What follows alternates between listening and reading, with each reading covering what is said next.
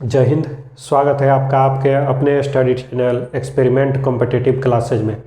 तो चलिए आज का क्लास हम लोग शुरू करते हैं। आज सारा क्लास बोर्ड पे ही है। आज हम लोग को पढ़ना है लाइट का लास्ट टॉपिक है मानव नेत्र, ह्यूमन आई। इसके बारे में पढ़ना है, काफ़ी एग्जाम दृष्टिकोण से इम्पोर्टेंट है। तो देखिए चलिए शुरू करते हैं। हमारा जो ये आँख होता है जिसको हम देख पाते हैं, यानी हम तो अपना आँख खुद नहीं देख पाते, लेकिन किसी दर्पण में अगर आप खड़ा होइएगा तो अपनी भी आँख को देख पाइएगा या किसी और के आँख को। आप एग्जाम्पल से समझिए, जिसकी हम आँख को देख पाते हैं तो वह जो दिखता है हमें वह सिर्फ हमारा बाहरी पार्ट होता है। इस टाइप का कुछ स्पेस दिखता है, ये सिर्फ हमारा बाहरी पार्ट है। उसके अंदर का जो पार्ट होता है वो हमारे फेस के अंदर होता है। अभी हमको हमारा आँख आप लोग को दिख रहा होगा, यह सिर्फ आपको बाहरी पार्ट दिख रहा होगा। इसके अंदर का कुछ पार्ट है, आँख के अंदर का कुछ पार्ट है, वो हमारे फेस के अंदर है। तो समझिए कि उस यहाँ से इस आँख को निकाल के यहाँ रख दिया गया है, यानी बाहरी पार्ट को भी रख दिया गया है और अंदर वाले पार्ट को भी रख दिया गया है। तो रफली कुछ इस प्रकार का शेप बनेगा हमारे आँख का। बाहरी पार्ट और अंदर पार्ट को मिला के रफली कुछ इस प्रकार का शेप बनेगा। यहाँ तक बात को समझ गए।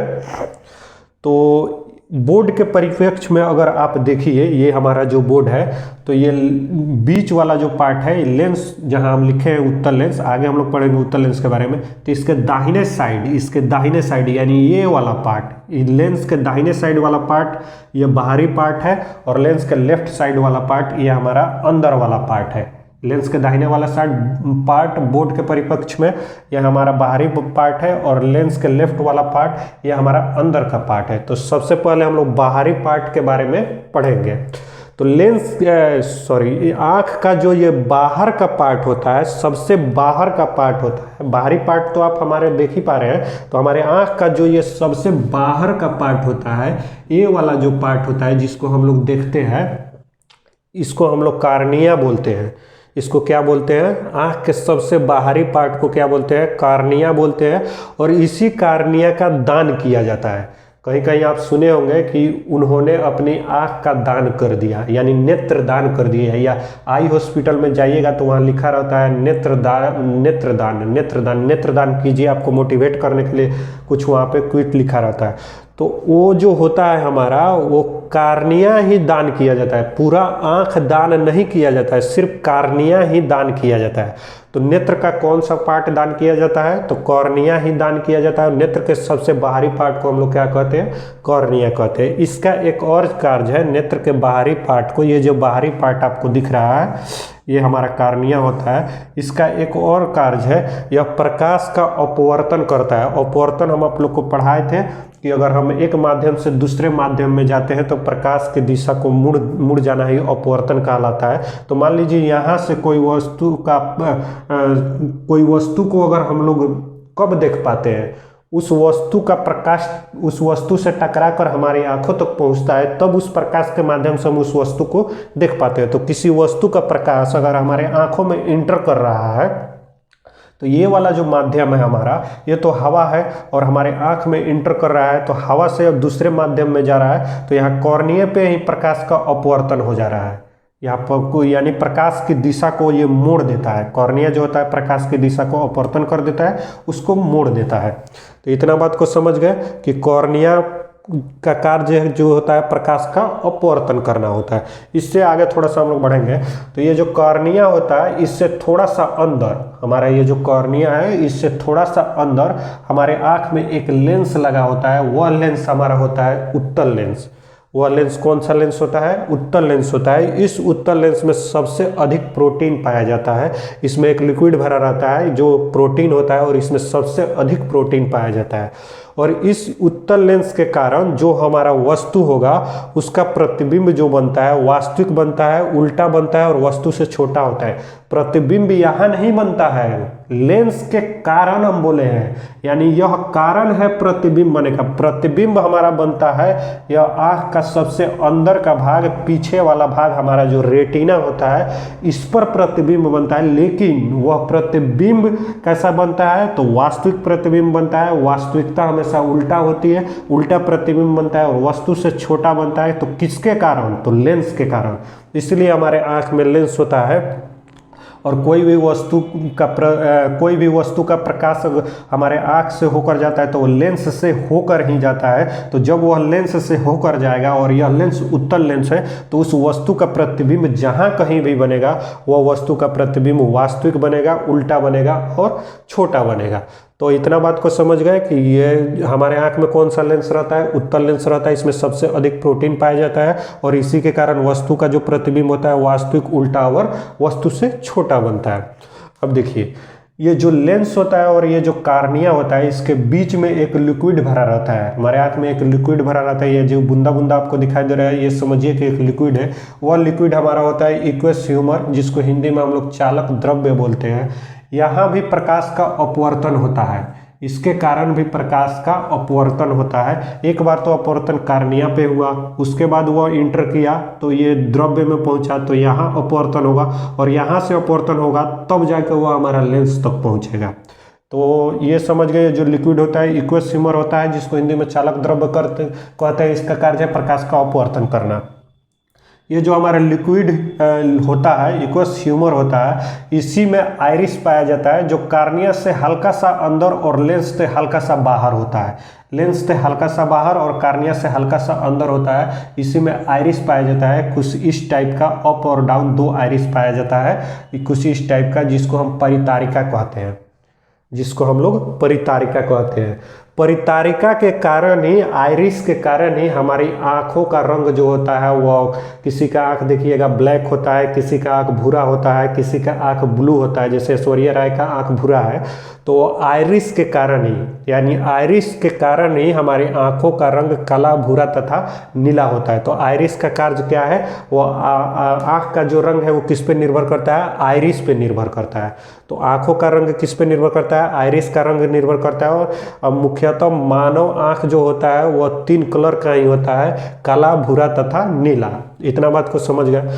और ये जो हमारा अप और डाउन आइरिस जो होता है उसके बीच में एक छिद्र होता है जिसको हम लोग पुतली बोलते हैं, पीपुल बोलते हैं, जिसको हम लोग पुतली बोलते हैं। ये जो है प्रकाश को नियंत्रण करता है, प्रकाश को नियंत्रण करते हैं। जैसे आप देखिएगा कि अंधेरा से कभी कभी आप डायरेक्ट ज़्यादा लाइट में चले जाते हैं तो आपका आँख ऐसे ऐसे करने लगता है, यानी पुतली आपका सिकुड़ने लगता है। तो प्रकाश को नियंत्रण करने का कार्य जो करता है वो हमारा पीपुल करता है, यानी पुतली करता है। प्रकाश जो है नेत्र में प्रवेश जब करता है तो उसको नियंत्रण का कार्य करता है। या कभी कभी हम एक बैग ज़्यादा लाइट से अंधेरा में जब भी जाते हैं तो हमारा पुतली जो होता है सिकुड़ जाता है या फैल जाता है। तो प्रकाश नियंत्रण का कार्य हमारा जो है पुतली करता है। और ये हमारा जो लेंस होता है यह जो है एक मांसपेशिया से लगा हुआ होता है। ऊपर भी एक मांसपेशिया, ये जो लाइन देख रहे हैं, और नीचे भी एक मांसपेशिया, ये 2 मांसपेशियों से लगा होता है। अप और डाउन दोनों मांसपेशियों से लगा होता है और बीच में यह लेंस होता है।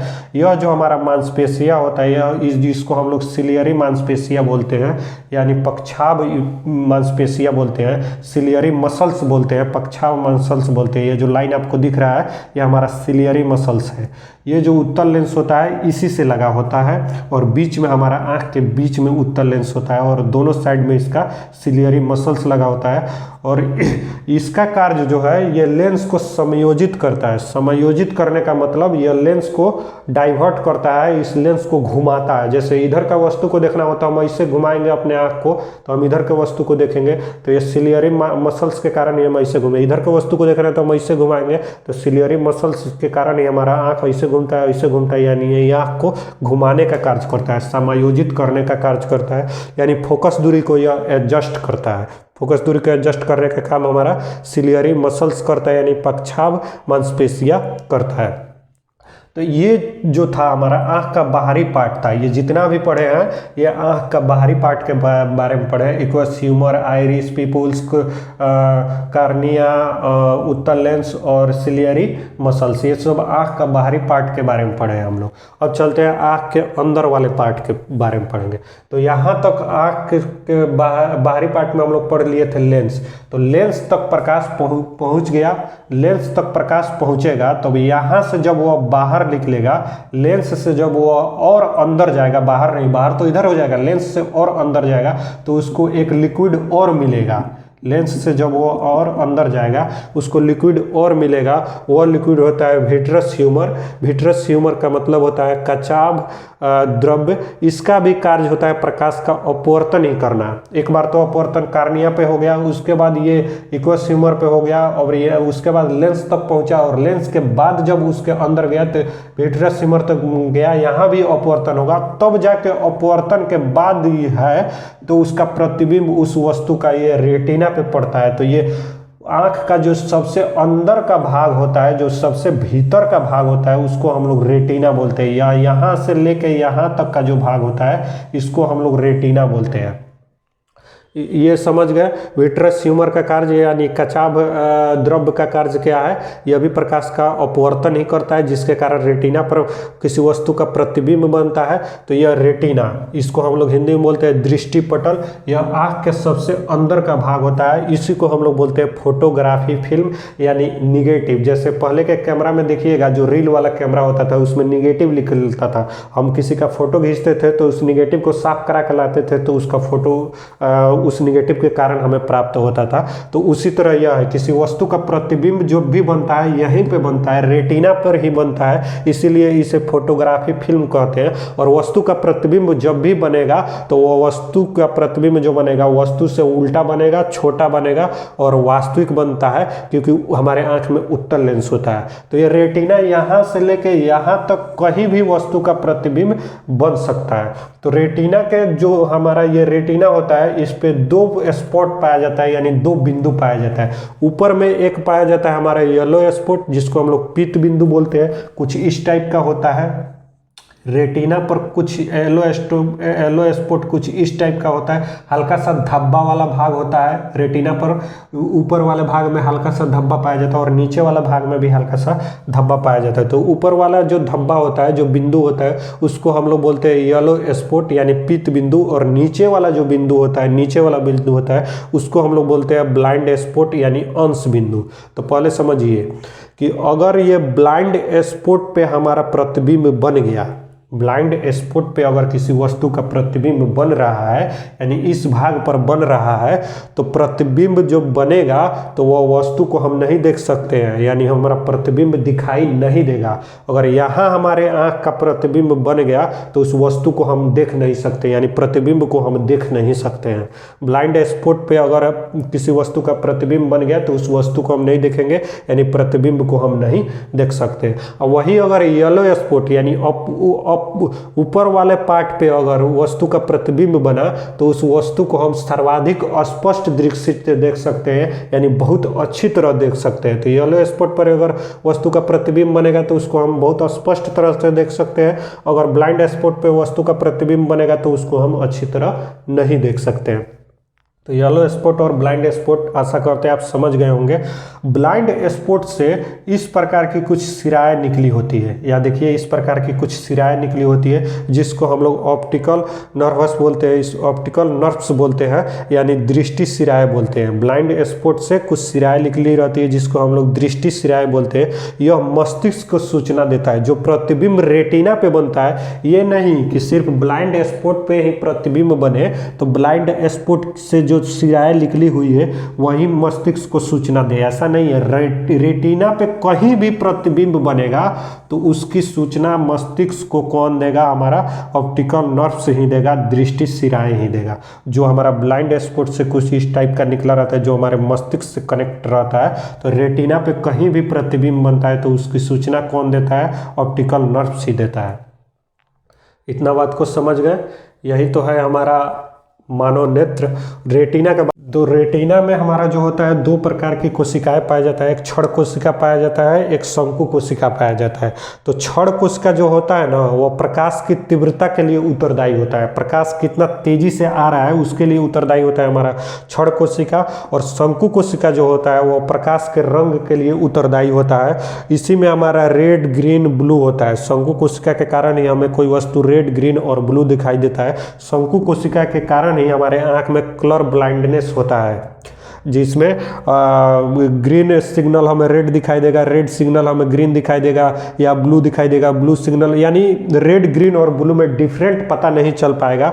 तो शंकु कोशिका के कारण ही कलर ब्लाइंडनेस होता है, या कलर ब्लाइंडनेस का एक और कारण है, एक्स क्रोमोसोम के कारण ही कलर ब्लाइंडनेस होता है। लेकिन इसका भी कारण है, शंकु कोशिका जो रेटिना पर प्रतिबिंब बनता है वह दो प्रकार की कोशिकाओं का बना होता है। एक क्षण कोशिका का, तो क्षण कोशिका प्रकाश की तीव्रता के लिए उत्तरदायी होता है, और शंकु कोशिका जो होता है वो हमारा प्रकाश के रंग के लिए उत्तरदायी होता है। यानी रेड ग्रीन ब्लू, अगर किसी को कलर ब्लाइंडनेस हो जाएगा तो रेड ग्रीन और ब्लू में कोई डिफरेंट पता नहीं चल पाएगा।